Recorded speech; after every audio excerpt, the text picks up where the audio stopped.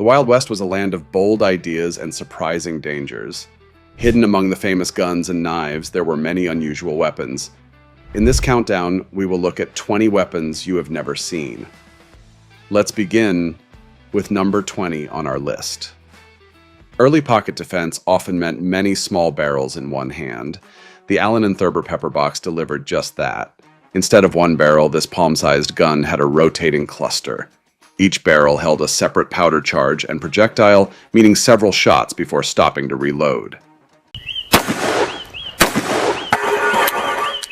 For travelers wary of highwaymen or rowdy taverns, a Pepperbox felt reassuring.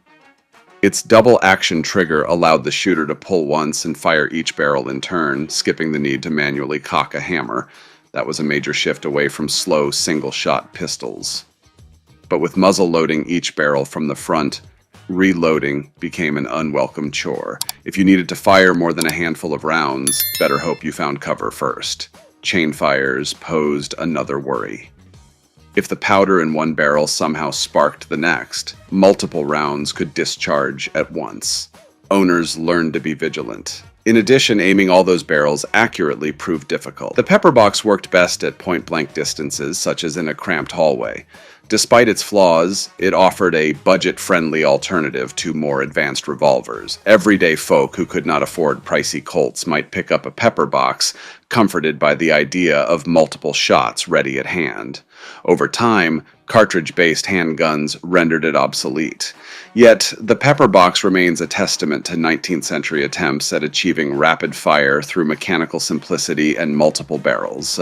That weird multi-barrel Pepperbox may offer extra shots, but what if a tiny double-barrel pack could pack an even bigger punch?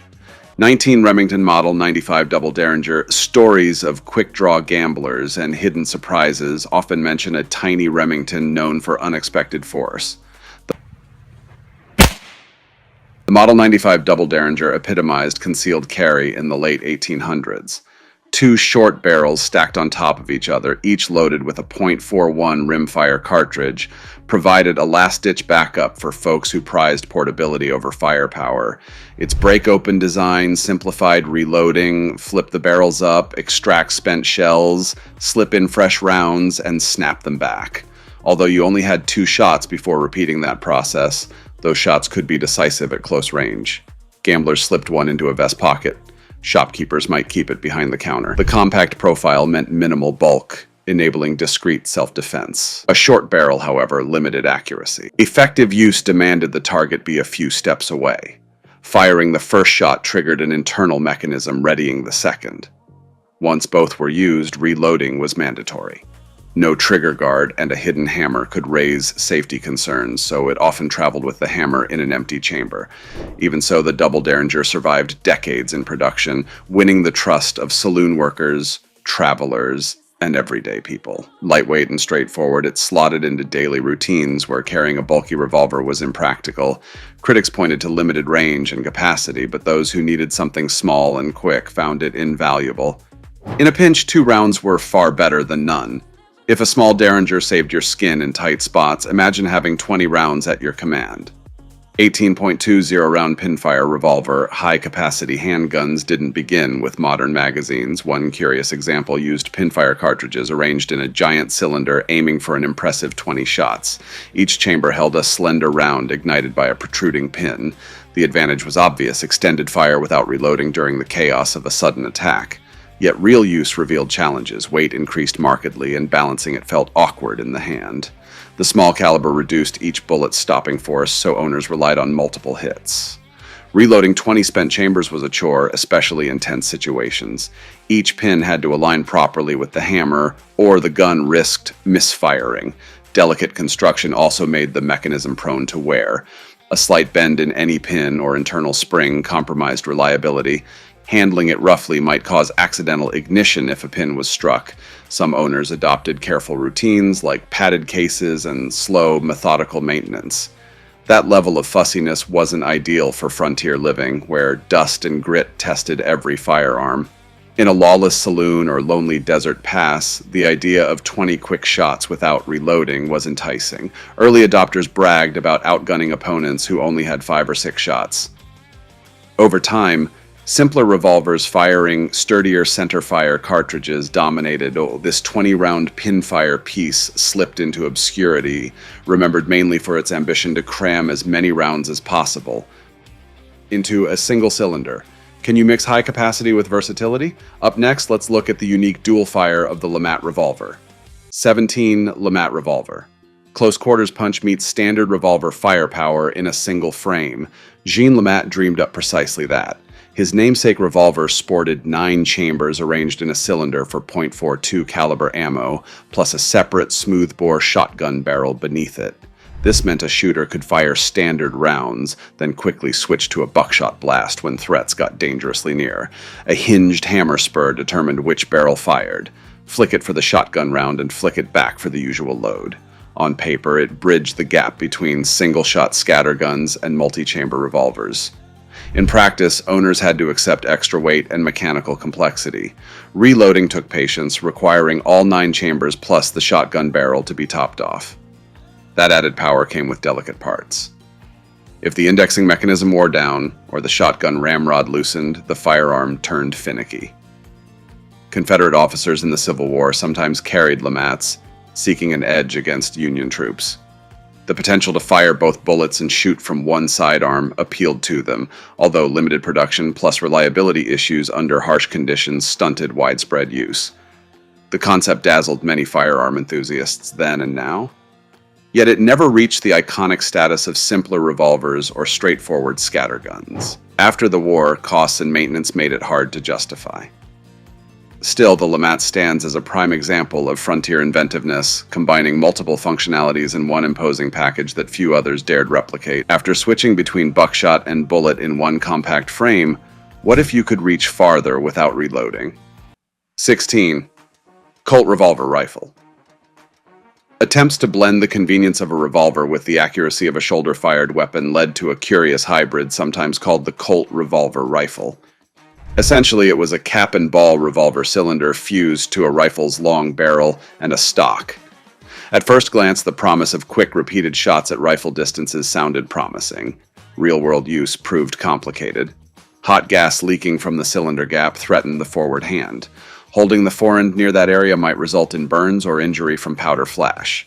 Users had to adopt special grips or attach protective shields, which reduced comfort. A heavier frame also caused balance issues, and the rifle's length made the revolving mechanism more cumbersome. Loading involved multiple steps for each chamber: powder, ball, and percussion cap, mirroring standard revolvers. Though you could fire several rounds in sequence, reloading them all demanded significant downtime. Cartridge conversions appeared later, but the basic mismatch between revolver design and rifle ergonomics remained. Some frontiersmen still liked having more than one shot before reloading, especially if they had grown accustomed to revolver mechanics. However, lever-action rifles soon overshadowed this design by delivering faster reloads and safer handling. The Colt Revolver rifle thus never dominated. Instead, it stands as an inventive but flawed chapter in the quest for high-volume fire in a single weapon. It remains a sought-after collector's item reflecting an era of fearless experimentation. When extending your range introduces unexpected hazards, a radical twist on the classic design appears. Now let's look at the Noel Caplock Revolver with its offbeat layout. 15 Noel Caplock Revolver, Roto Vulvar. Pierre Noel's odd handiwork, often called the Roto Vulvar, offered an eccentric spin on Caplock revolvers. Rather than align the cylinder with the barrel in a usual horizontal manner, he fixed it at a right angle. Chambers fanned out around a hub, meaning one was always pointing straight forward. Carrying it around was awkward. The bulging cylinder snagged on pockets, and standard holsters couldn't fit its shape. Reloading meant detaching that radial chamber block entirely. Powder and ball had to be meticulously seated in each hole, then the block reinstalled. No speed advantage there. The performance seemed modest as the short barrel limited velocity. Another hazard loomed in the radial layout. There was always a round facing the shooter. A chain fire in that position threatened the user's safety. Noel attempted to mitigate risk with design touches like a fold-up trigger or extra latches, but it never felt entirely secure. Its name popped up in a few gunsmith catalogs suggesting limited sales. Perhaps a few curious souls grabbed one for novelty or an attempt at a fresh approach. Yet reliability and convenience heavily favored standard revolvers on the wild frontier. Gunslingers wanted quick draws, easy reloads, and consistent shots, traits the Roto Volver struggled to provide. That unconventional design stumbles into even stranger territory. Up next, we turn to a revolver that spins its chambers vertically for a whole new look. 14. Cochrane Turret Revolver. John Cochrane's turret concept defied typical revolver norms by standing the chambers vertically around a central pivot, each one pointed outward in a ring, far from the standard inline alignment. This unusual geometry sought to bypass Colt patents, but it introduced new concerns for frontier life. Firing demanded that the turret rotate each chamber into alignment with the barrel. If anything jammed or debris stuck in the gears, the mechanism froze. Also, some chambers faced the shooter's body, raising chain fire dangers. If sparks ignited multiple loads, shots might spew in unsafe directions. The design tested nerves as much as skill. Reloading was painstaking. One had to dismount the turret, fill every chamber with powder and bullet, then reattach it precisely. Under pressure, that was hardly feasible. The buildup of burnt powder from previous rounds only increased the risk of misalignment or accidental ignition. A handful sold, often more for novelty than practical use. Collectors found them intriguing, but day-to-day users craved simpler reliability. It didn't take long for better cartridge revolvers to overshadow the Cochrane concept entirely. The once grand vision of a vertical cylinder quickly got labeled as too risky. In the bigger picture, the Cochrane Turret Revolver highlights how some gunsmiths tried radical approaches to circumvent existing patents. Creativity can fuel progress, but on the unforgiving frontier, complicated ideas often faltered before more straightforward solutions. The turret design stands as a prime example of ambition colliding with reality. Even after such a wild experiment, the frontier held one final shock. Keep watching until the end. We have saved the best one for the last. 13. Jonathan Browning's Harmonica. When multi-shot rifles were still evolving, Jonathan Browning, father of the famous John Moses Browning, conceived a rifle that employed a horizontal magazine bar. This device carried a line of pre-measured charges side by side, moved manually by sliding the Harmonica bar to align a fresh chamber with the barrel. Unlike typical muzzle loaders requiring the user to reload after every shot, the Harmonica rifle offered several shots in rapid succession. However, each shot demanded that you shift the bar by hand. Failing to align it perfectly could mean a misfire or worse, chain fire. The bar also heated up with repeated firing. In extreme cases, burning powder risked igniting adjacent rounds. Maintaining it was no small feat.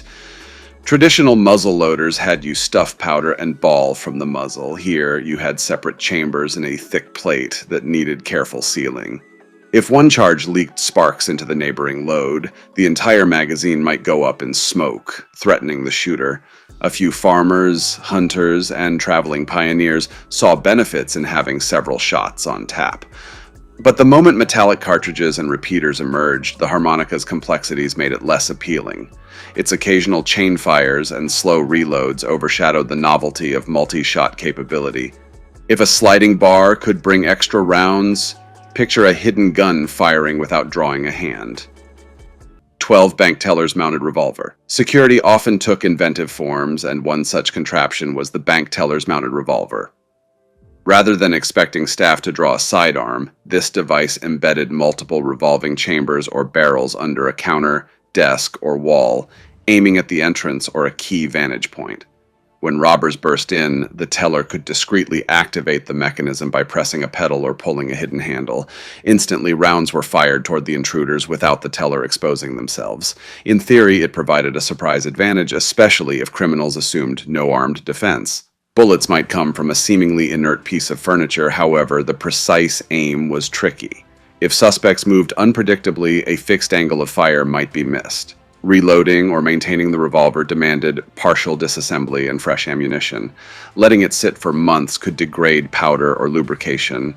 Reliability also hinged on the teller's calmness. One slip on the pedal might launch a round prematurely, risking accidents. In an era with minimal law enforcement response times, banks sometimes installed these hidden guns, hoping to deter robberies. Over time, Better safes, alarm systems, and dedicated guards took precedence. The mechanical nature of these mounted rigs fell out of favor. Looking back, the bank teller's mounted revolver captures a moment where clever gadgetry attempted to outwit brazen outlaws. While not widely adopted, it remains an intriguing artifact showing how the scramble for security led to cunning, if occasionally flawed, solutions. When your defense hides in plain sight, how about a lever-action pistol that almost seems to explode with innovation? 11 Volcanic Pistol. Creating a lever-action pistol that reloaded from a tubular magazine under the barrel seemed like an extraordinary leap forward. Thus, the Volcanic Pistol was born. Brainchildren of the soon-to-be Smith & Wesson team, these guns fed innovative rocket ball ammo containing powder in the bullet's hollow base. The user operated a small lever loop to chamber rounds. In principle, it allowed multiple shots from a compact form. In practice, those ammunition capsules often lacked enough powder to deliver effective force or range. Worse, if they bumped each other too hard, they might ignite inside a store box or magazine. These safety hazards overshadowed the mechanical brilliance of the lever system. Investors like Oliver Winchester saw promise and used lessons from the Volcanic to refine the design into future Henry and Winchester rifles. Yet the pistol itself struggled for acceptance on the frontier. People needed a sidearm that could reliably drop threats. The Volcanic's mild ballistic performance and occasional misfeeds left them uneasy. The black powder residue built up quickly, causing jams if not cleaned often. In dusty western towns or lonely trails, meticulous maintenance could be cumbersome. Local gunsmiths didn't always stock specialized parts or peculiar ammunition, so more robust revolvers typically won out. It's time to talk about the foldable weapon, which offers even more options. 10 Apache Revolver. Folding brass knuckles, a tiny fold-out blade, and a short cylinder revolver combined to form what many called the Apache Revolver. This multi-tool approach sounded thrilling, yet each feature was less effective than dedicated arms. The retractable metal grip served as knuckle dusters, but firing with that arrangement jarred the shooter's hand unpleasantly. Because it had no real barrel, just a cylinder, the bullet's power dropped dramatically once fired. Hitting a target a short distance away required good luck. Reloading forced the cylinder off the frame. Hurrying under stress risked dropping small parts or losing tension in the hammered pivot. That alone made it a questionable choice for daily carry on the frontier. Still, those seeking stealth or flair sometimes slipped an Apache into a coat pocket, appreciating how it folded into a compact hunk of steel. Saloons or gambling dens might see them used as intimidation. A menacing trifecta, knuckles, blade, and bullet could scare off trouble without a drawn-out fight. Reliability remained a sticking point. Some cylinders jammed if grit snuck inside. The hinge segments added mechanical complexity.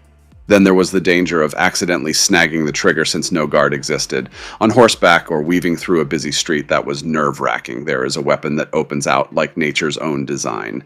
Up next is the Duck's Foot Pistol. 9 Duck's Foot Pistol.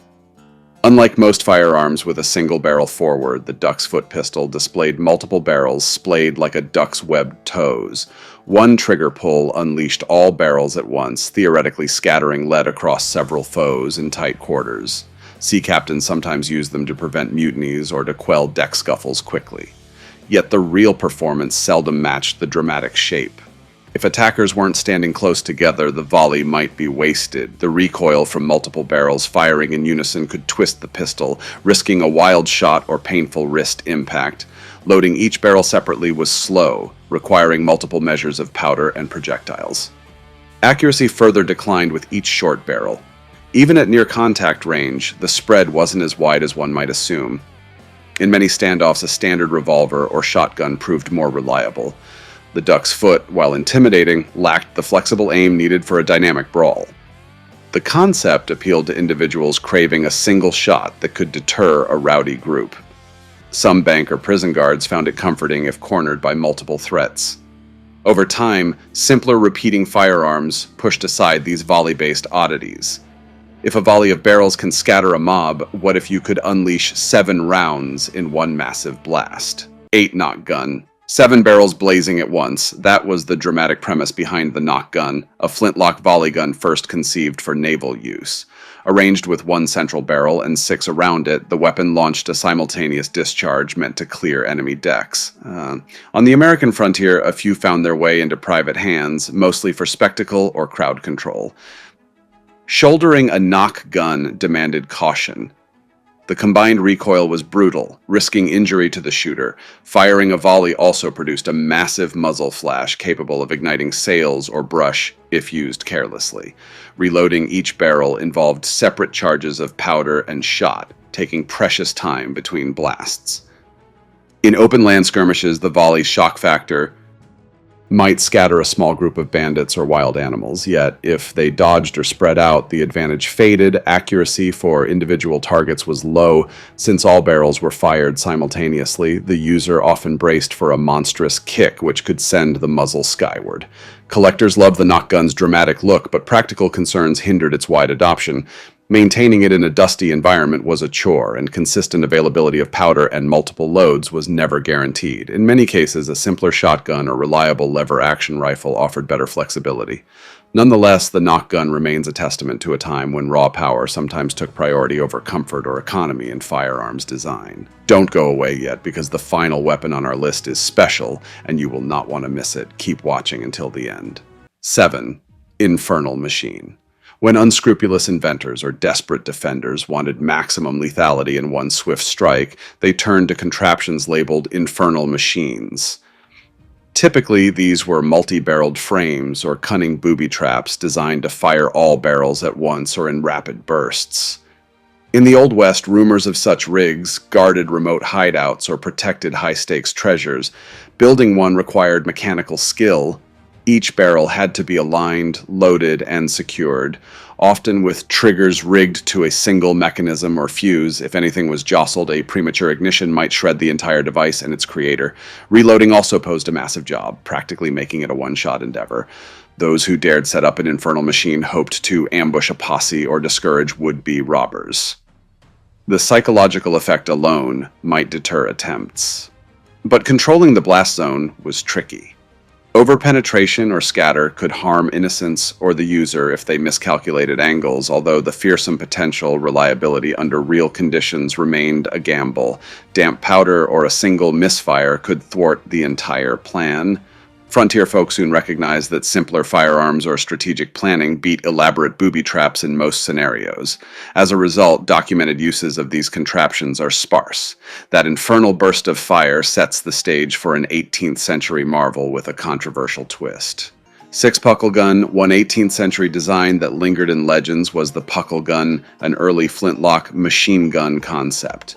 Though it predated classic Western expansion, some advanced collectors in frontier territories might have acquired a specimen fueling local lore. The Puckle used a rotating cylinder to hold multiple charges, firing faster than a single-shot musket. Its inventor, James Puckle, proposed round bullets for Christians and square bullets for other enemies, a bizarre marketing point that never truly saw action. Operating the Puckle Gun meant cranking the cylinder after each discharge, repriming the flint, and securing everything for the next shot. The process was still clumsy, just less so than reloading an ordinary musket. Transporting the gun was cumbersome. It needed a sturdy tripod or mount. Misalignment or poor flint quality could cause repeated misfires, making reliability questionable on a dusty frontier. The advantage over a standard muzzle loader was modest, especially once more advanced percussion and cartridge rifles arrived. However, the concept foreshadowed multi-chambered firearms that would eventually influence the creation of true machine guns. Some frontiersmen were intrigued by anything that promised more shots in a shorter time. Yet the Puckle's archaic flintlock system limited its real utility. As rapid-fire ideas take shape, a bent barrel promises to let you shoot around corners. 5 Krummlauf. While the Krummlauf was a mid-20th century German invention, a few odd tales say private collectors in the American West tested the bent barrel idea. The notion of firing around corners appealed to people who prized stealth, hoping to avoid exposing themselves in a shootout. In practice, bullets traveling through the curved metal frequently shattered, reducing muzzle velocity and scattering fragments. Engineers tried attaching a periscope for aiming, but that still demanded an awkward stance. The barrel bend also wore out quickly under normal firing, leaving owners with a compromised piece after just a handful of rounds. Frontier conditions like sand, grit, or inconsistent ammo only made matters worse. Though intriguing on paper, the Krummlauf solution was far from practical. If an outlaw or lawman needed a guaranteed shot, trusting a curved barrel prone to clogging or fracturing was a risk few were willing to take. Additional recoil unpredictability and the potential for jams overshadowed the novelty of blind firing. However, the concept occasionally resurfaces in modern times, reimagined with better materials or digital cameras. Historically, the Krummlauf stands as a bold attempt to solve a timeless challenge, shooting without exposing yourself. On the western frontier, though, reliability trumped novelty. Most folks stuck to proven arms that fired straight and true, leaving this bent barrel approach more of a mechanical curiosity than a staple on the range. 4. Davy Crockett Recoilless Gun. A small nuclear warhead carried by foot soldiers seems worlds apart from frontier rifles, yet the Davy Crockett Recoilless Gun belongs in any roundup of bizarre firearms. Officially, it was a Cold War-era creation capable of launching a tactical nuclear projectile just a few miles away. Myths say a rare unit or blueprint might have ended up stashed somewhere out west, fueling speculation about a doomsday device in desert bunkers. In operation, it used a spotting rifle to gauge targets, then launched the warhead via a backblast tube that offset recoil. Firing an atomic round at short range, however, threatened the crew with lethal fallout if they weren't careful. The idea was to give small units nuclear deterrence, but practical sense soon saw the concept retired. Risk and potential escalation overshadowed any tactical benefit. While historically misplaced in the 19th century, it fits the Wild West spirit of pushing boundaries. The frontier thrived on bigger, bolder solutions to threats. If a band of outlaws could get hold of such a weapon, imagine the havoc. In reality, controlling nuclear devices demanded advanced infrastructure far beyond that era. Leaving behind the world of atomic extremes, we return to repeaters that changed the battle. 3 Spencer Model 1860 Carbine.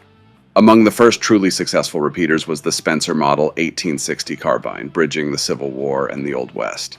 With a handy lever action that fed rimfire cartridges from a tube in the stock, it allowed multiple shots without reloading each time. This was remarkable to riders who previously juggled muzzle loaders on horseback. Handling the Spencer felt almost modern. Slide the lever, chamber a fresh round, and keep firing until the magazine is empty. That capacity might be 7 shots.